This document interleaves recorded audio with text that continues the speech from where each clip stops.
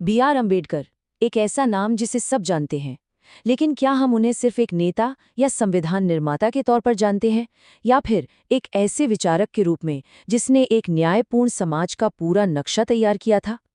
चलिए, आज उनके विचारों की इस वास्तुकला को थोड़ा और करीब से समझते हैं।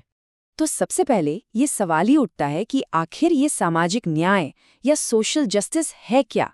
ये कोई नया सवाल नहीं है। सदियों से दुनिया भर के दार्शनिक इसी बात पर बहस करते आए हैं कि एक सही समाज कैसा होना चाहिए। अगर हम बहुत पीछे जाएं तो महान दार्शनिक प्लेटो का मानना था कि न्यायपूर्ण समाज वो है जहां समाज के 3 वर्ग, शासक, सैनिक और कारीगर, एक दूसरे के काम में दखल दिए बिना अपना अपना काम पूरी लगन से करे। मतलब एक तरह की व्यवस्था और संतुलन।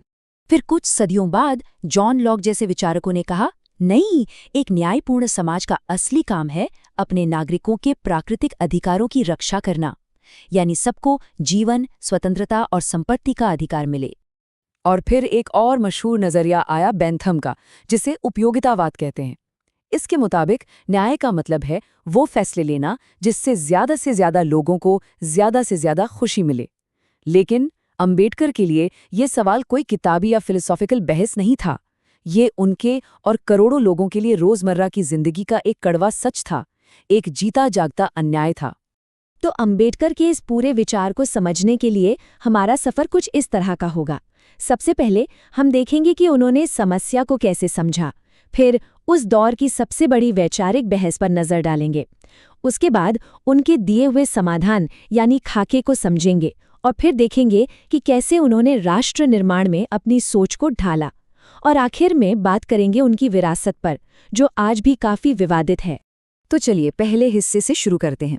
किसी भी नई इमारत को बनाने से पहले एक वास्तुकार पुरानी जर्जर इमारत की नींव को परखता है। अंबेडकर ने भी ठीक यही किया।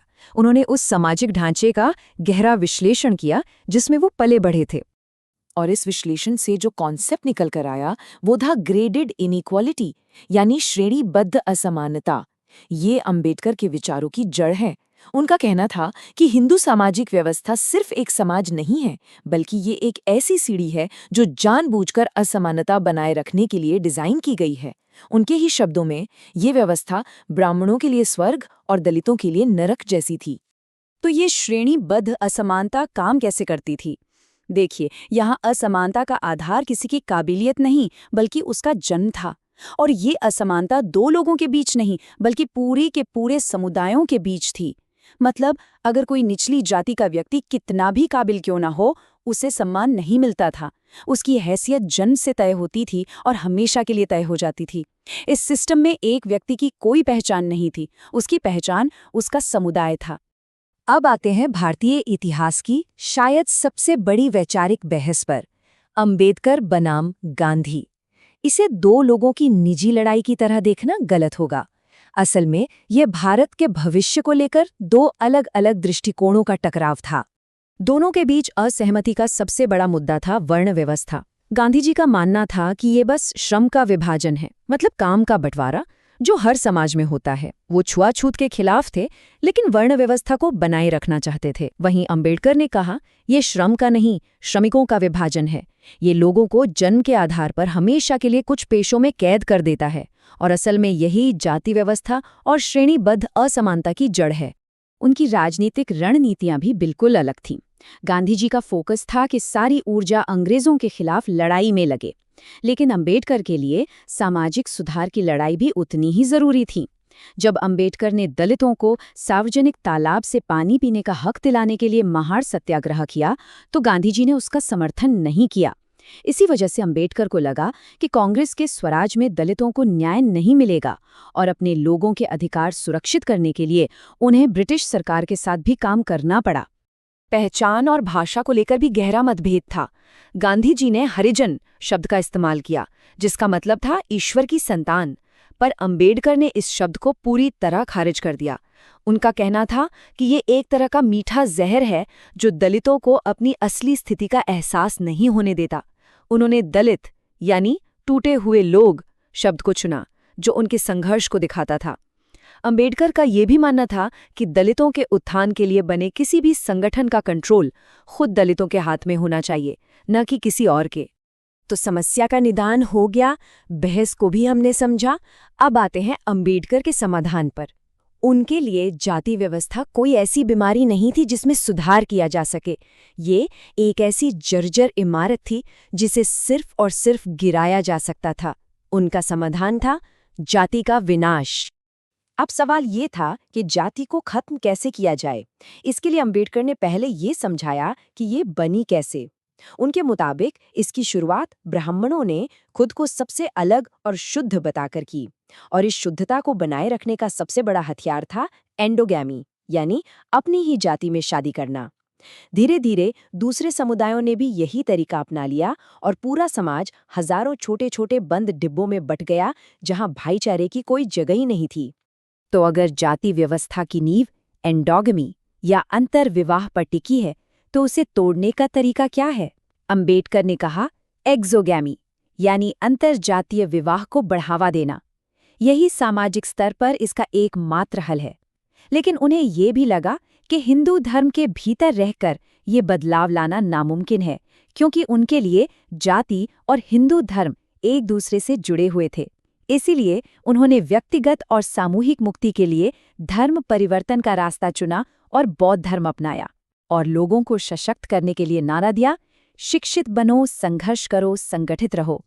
तो पुरानी इमारत को गिराने का नक्शा तो तैयार था, लेकिन एक नई, आधुनिक और न्यायपूर्ण इमारत बनानी भी तो थी। अब हम अंबेडकर के काम के उस हिस्से पर आते हैं जहां उन्होंने एक नए राष्ट्र की नींव रखी, भारत का संविधान। अंबेडकर का ये कथन बहुत गहरा है। उनका मानना था कि भारत सिर्फ एक जमीन का टुकड़ा होने से राष्ट्र नहीं बन जाता। जब तक समाज में भाईचारा नहीं होगा, तब तक हम असल में एक राष्ट्र नहीं हैं। उनके लिए राष्ट्रवाद कोई भावना नहीं थी जिसे मान लिया जाए, बल्कि एक लक्ष्य था जिसे संवैधानिक तरीकों से हासिल करना था। और ये लक्ष्य हासिल कैसे होता? संविधान के जरिए।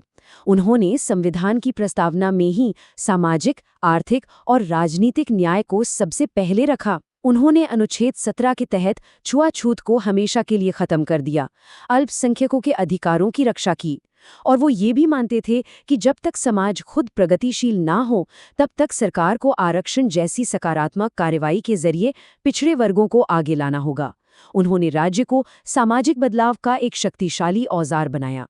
तो हमने अंबेडकर के विचारों की पूरी यात्रा देखी, लेकिन उनकी विरासत सीधी सपाट नहीं है। वो आज भी एक ऐसे विचारक हैं जिन पर जोरदार बहस होती है। चलिए इन विवादों को भी समझते हैं।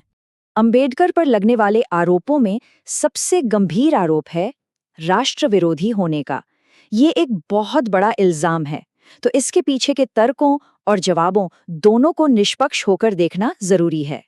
तो देखिए, एक तरफ आलोचक जैसे अरुण शौरी का तर्क है कि अंबेडकर ने हमेशा अपने समुदाय के हितों को देश से ऊपर रखा। उन्होंने भारत छोड़ो आंदोलन का समर्थन नहीं किया और पाकिस्तान के निर्माण का भी समर्थन किया।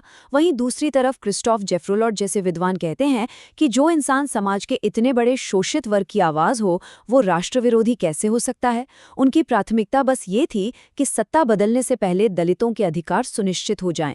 तो असल में ये बहस इस सवाल पर आके टिक जाती है कि प्राथमिकता किसे दी जाए, राष्ट्र को या राष्ट्र के अंदर मौजूद इंसानों के न्याय को। शायद अंबेडकर की पूरी सोच का निचोड़ उनके इस भाषण में है जो उन्होंने संविधान सभा में दिया था। उन्होंने एक बहुत बड़ी चेतावनी दी थी कि हम एक ऐसे देश में कदम रख रहे हैं जहां एक तरफ एक व्यक्ति एक वोट से राजनीतिक बराबरी तो होगी, लेकिन समाज और अर्थव्यवस्था में गहरी असमानता होगी, और अगर इस खाई को नहीं भरा गया तो हमारा लोकतंत्र ही खतरे में पड़ जाएगा। और आखिर में अंबेडकर हमारे लिए यही सवाल छोड़ जाते हैं, एक ऐसा सवाल जो आज भी उतना ही प्रासंगिक है कि एक समाज राजनीतिक बराबरी यानी एक व्यक्ति एक वोट से आगे बढ़कर सामाजिक बराबरी यानी एक व्यक्ति एक मूल्य के लक्ष्य को असल में कैसे हासिल कर सकता है। ये वो सवाल है जिस पर हम सबको सोचने की जरूरत है।